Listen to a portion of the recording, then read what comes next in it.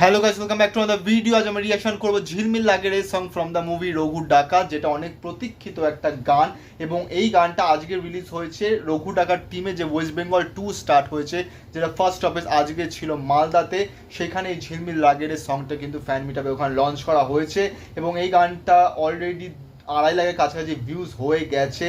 এবং ডেসক্রিপশনে লেখা আছে, অনুভূতিরা জমিয়েছে ভিড় মনেরও মনের কোণে, শুনুন রঘু ডাকাত থেকে নীলায়ন চ্যাটার্জির সুরে, প্রসেনের লেখায় ঈশান মিত্র ও সুচিস্মিতা চক্রবর্তীর গাওয়া গান ঝিলমিল লাগে রে, এক্সক্লুসিভলি SBF সোশ্যালে। এবং আমরা এখন এই গানটার উপর রিয়াকশন করব।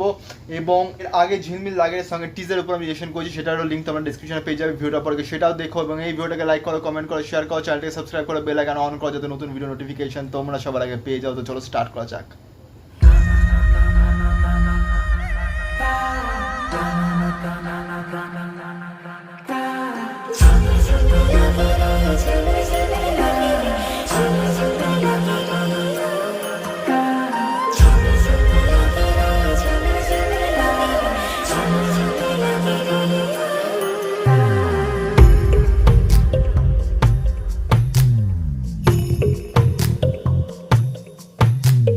তোমাকে আমার মতো আর কে চায়, তোমাকে তোমার মতো আর কে পায়, তোমাকে আমার মতো আর কে চায়, তোমাকে তোমার মতো আর কে পায়। জানি না কেন যে মরি মনে মনে হয়, পারি না তোমার দিকে মনের মন চলে যায়।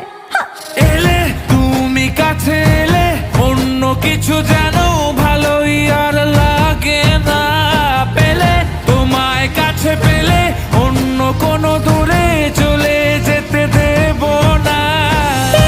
তুমি কাছে এলে অন্য কিছু যেন ভালোই আর লাগে না, পেলে তোমায় কাছে পেলে অন্য কোনো দূরে চলে যেতে দেব না।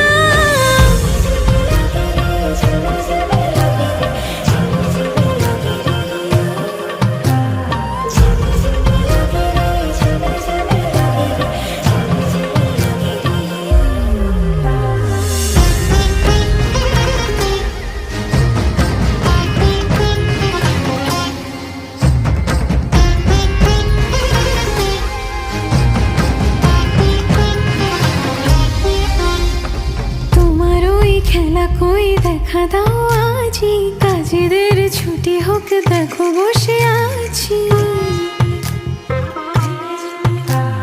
তোমার ওই খেলা কই দেখা দাও আজি, কাজেদের ছুটি হোক দেখো বসে আছি। আর কি বলতে পারি জানো তো আমি তোমারই, জানি না কেন যে মরি মনে মনে হয়, পারি না তোমারই দিকে মনেরই মন চলে যায়। এলে তুমি কাছে এলে অন্য কিছু যেন ভালোই আর লাগে না, পেলে তোমায় কাছে পেলে অন্য কোনো দূরে চলে যেতে দেব না। এলে তুমি কাছে এলে অন্য কিছু যেন ভালোই আর লাগে না, পেলে তোমায় কাছে পেলে অন্য কোনো দূরে চলে যেতে দেব না।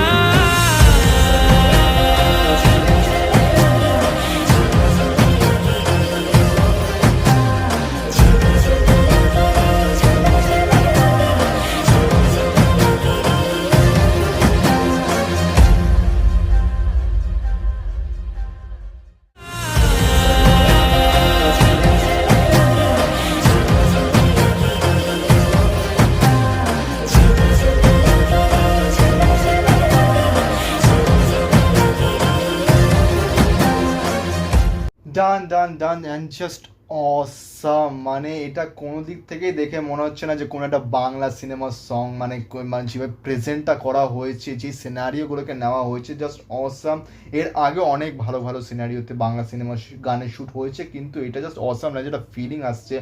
এবং দেবদা কি বডি বানিয়েছে, জাস্ট অসাম বডি বানিয়েছে দেবদা, জাস্ট অসাম, মানে এইভাবে বডি মানে প্রেজেন্ট করা সত্যি দেবদার মনে হয় ক্যারিয়ারে এই প্রথম। চ্যাম্পিয়ন ছিল আমি বারবার বলছি, কিন্তু রঘু টাকা তার মনে হচ্ছে নেক্সট লেভেলের বডি বানিয়েছে, একদম মজবুত লোহে কি তারা বডি, এবং জাস্ট খুবই সেক্সি লাগছে দেবদাকে এবং ইদিকাকেও।